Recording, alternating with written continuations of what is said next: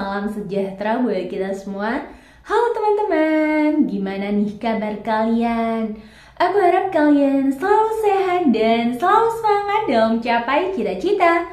Welcome to my YouTube channel bersama dengan aku Hikmah. Sharing is caring.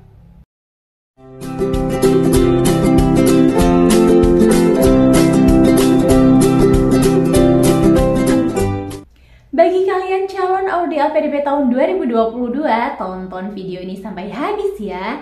Jangan di skip sama sekali, supaya kalian mendapatkan informasi selengkap-lengkapnya terkait dengan beasiswa LPDP. Aku juga mohon support kalian untuk klik like, subscribe, dan komen di bawah ini. Dan juga jangan lupa untuk nyalakan tombol notifikasinya sehingga kalian tidak ketinggalan video terbaru dari aku dan tidak ketinggalan informasi bermanfaat lainnya. Nah, pada video kali ini aku sudah tidak membahas terkait dengan seleksi wawancara atau seleksi yang lain ya.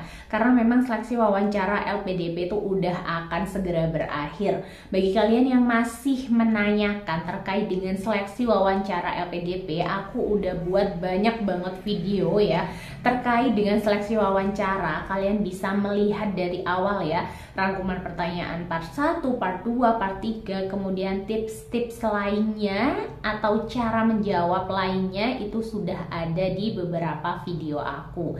Silahkan ditonton semuanya. Lalu terus bahas apakah? Oke, jadi pada video kali ini aku bakal membahas terkait dengan amalan-amalan ya yang perlu dilakukan atau mungkin yang aku lakukan ya pribadi ketika selesai semua seleksi, kemudian kita udah pasrah ya sama Yang Maha Kuasa, kita udah pasrah hasilnya seperti apa, tentunya dengan cara berdoa ya, bertawakal, berdoa gitu ya, berdoa supaya semoga dilancarkan dan diberikan yang terbaik. Intinya yang terbaik itu bisa lolos bisa tidak lolos gitu ya, tapi intinya kita minta untuk diberikan hasil yang terbaik gitu ya, entah lolos entah tidak lolos, tapi harapannya tetap lolos gitu ya. Jadi ada beberapa amalan yang memang aku lakukan gitu ya. Oke, langsung aja kita bahas yuk. Oke, untuk amalan yang pertama yaitu jujur aja dulu. Memang untuk amalanku yang pertama adalah sedekah subuh ya. Jadi sedekah subuh itu nggak harus besar banget, bisa 500 rupiah, bisa 1000 rupiah gitu ya. Jujur aja dulu aku kalau misalnya sedekah subuh itu memang nominalnya kecil gitu ya, tapi intinya bukan nominal kecilnya aja yang dilihat, tetapi sebenarnya adalah keistiqomahannya gitu ya. Misalnya 1000 atau 5000 tetapi tiap hari gitu ya, itu lebih baik daripada misalnya kalian besar banget cuma sekali doang ya udah selesai gitu. Nah, menurut hadis ya, itu memang keistiqomahannya itu, konsistennya itu yang dilihat. Jadi misalnya 1000 atau 2000 atau 5000 kalian bisa sedekahin subuh ya, silahkan sedekah subuh. Jadi sedekah subuh itu bisa dilakukan setelah subuh ya, sampai mungkin jam 7 gitu ya. Itu kalian niatkan sedekah subuh, diniatkan untuk diri kalian, untuk keluarga kalian, itu bisa gitu ya. Tapi niatnya sedekah subuh ya. Amalan yang aku lakukan sih seperti itu dulu. Yang pertama adalah sedekah subuh, rutin sedekah subuh. Selanjutnya untuk amalan yang kedua yaitu terkait dengan sholawat. Kalau masalah sholawat ini itu dikasih tahu sih sama orang tuaku bahwa kita kalau ingin selamat dunia akhirat gitu ya, harus rajin-rajin bersolawat. Jujur aja aku dulu baca solawat ya, bisa pagi, siang, sore, malam, terserah, itu 1000 kali per hari ya, minimal 1000 kali per hari. Kalau misalnya mau lebih ya silahkan, jauh lebih baik. Jadi kayak Allahumma sholli ala sayyidina Muhammad wa ala ali sayyidina Muhammad, Allahumma sholli ala sayyidina Muhammad wa ala ali sayyidina Muhammad, itu 1000 kali. Itu sih amalan yang aku lakukan juga ketika seleksi wawancara LPDP sampai setelahnya itu sampai ke pengumuman gitu ya. Kalau misalnya dilanjutkan terus ya syukur alhamdulillah. Oke, selanjutnya untuk amalan yang ketiga yaitu jujur aja, aku juga selain baca sholawat itu baca istighfar ya, astagfirullahaladzim, astagfirullahaladzim itu juga minimal 1000. Tujuannya apa? Tujuannya seperti ini. Jadi kita hidup di dunia itu tentunya kita tidak luput dari yang namanya dosa atau salah gitu ya, namanya juga manusia gitu. Kadang kita nggak sengaja atau misalnya sengaja gitu ya berbuat dosa gitu. Tentunya kita memohon ampun kepada Allah Subhanahu wa taala ya. Jadi dengan cara istighfar. Kalau misalnya istighfar itu udah kita lakukan gitu ya, intinya dosa-dosa kita kan paling nggak itu sudah berkurang gitu ya, dan itu memudahkan kita untuk minta pertolongan sama Allah, sehingga apa yang kita inginkan atau apa yang kita hajatkan itu bisa insya Allah terkabul gitu. Jadi jujur aja dulu memang baca istighfar itu minimal 1000 lah ya per hari, kalau bisa lebih.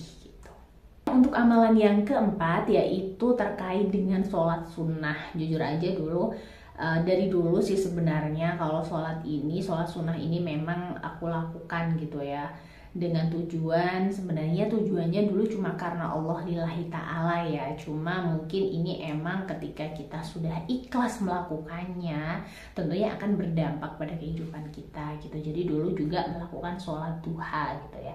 Sholat duha itu sholat misalnya ketika jam 7 gitu ya sampai sebelum zuhur gitu, itu sholat duha yaitu 4 rakaat gitu. Sesibuk apapun gitu ya, kita cuma meluangkan waktu sedikit aja kok untuk sholat duha gitu. Jadi usahakan ini buat teman-teman yang muslim untuk sholat duha setiap hari ya, karena insya Allah ketika kita sholat duha rezeki kita dilancarkan, kemudian hajat kita juga terkabulkan, kemudian juga kita akan lebih lancar lah ketika urusan gitu ya. Terus kita juga dalam perlindungan Allah Subhanahu wa taala. Amin.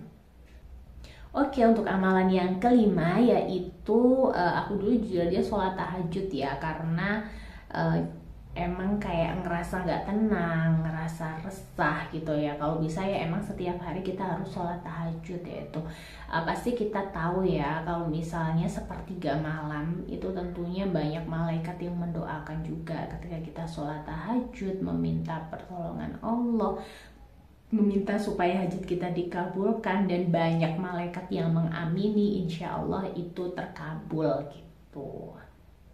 Amalan yang keenam yaitu terkait dengan meminta doa kepada kedua orang tua. Sebenarnya ini masuk ke nomor 1 ya, cuma tadi aku kelupaan ya, akhirnya masuk di nomor 6.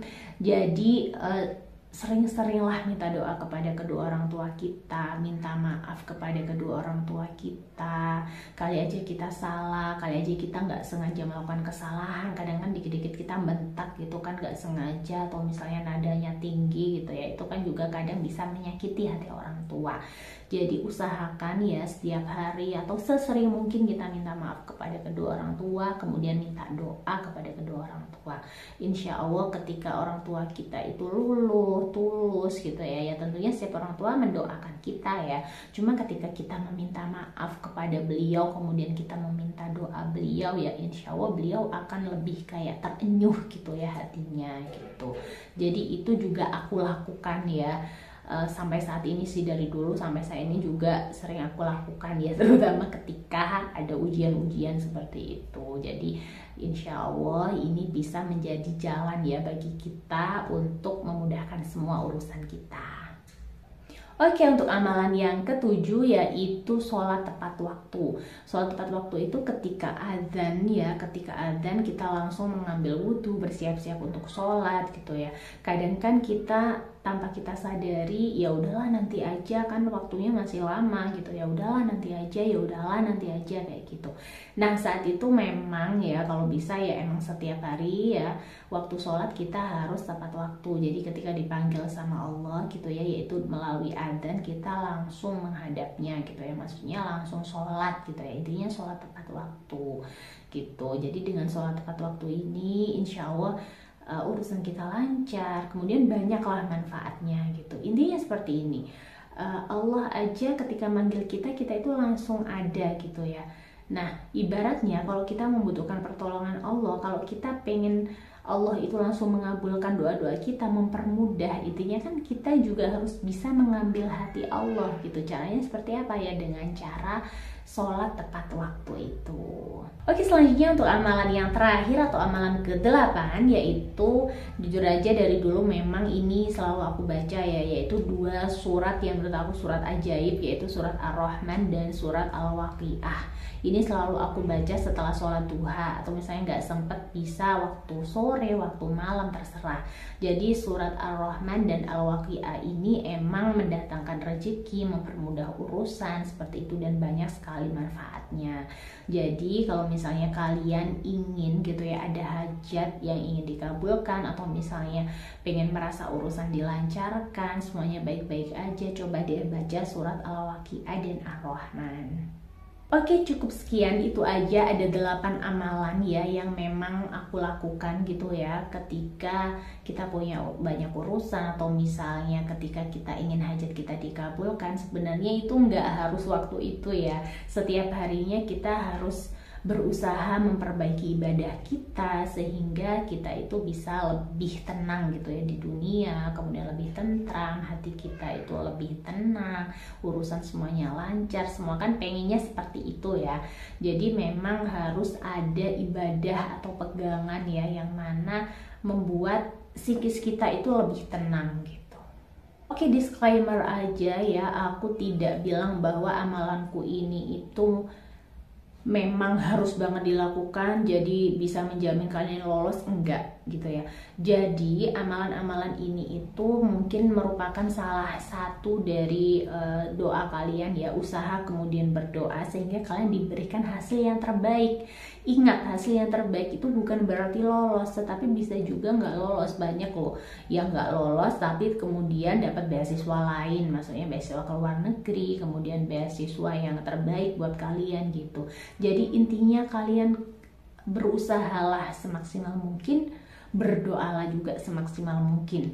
Hasilnya insya Allah hasilnya terbaik gitu. Jadi jangan sampai kayak menyalahkan diri sendiri atau menyalahkan orang lain ya ketika hasilnya tidak sesuai dengan harapan kalian. Nah, amalan-amalan tersebut yang aku sebutkan dari awal sampai akhir tadi itu juga bisa menenteramkan hati kita dan pikiran kita, bahwa kita akan selalu percaya bahwa takdir Allah ya, takdir Tuhan kita itu pasti yang terbaik gitu.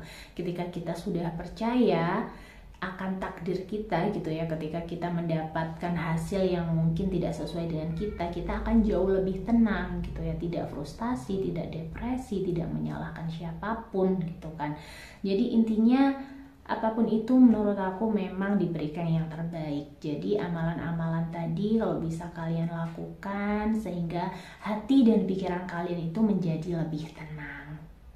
Oke, cukup sekian video dari aku, semoga bermanfaat nih buat teman-teman yang sudah mengikuti seleksi wawancara ya. Sekarang udah waktunya untuk berdoa dan pasrah kepada Allah Subhanahu wa Ta'ala. Dan bagi kalian yang masih mempunyai pertanyaan terkait dengan beasiswa LPDP, kalian bisa DM aku di Instagram pribadi aku.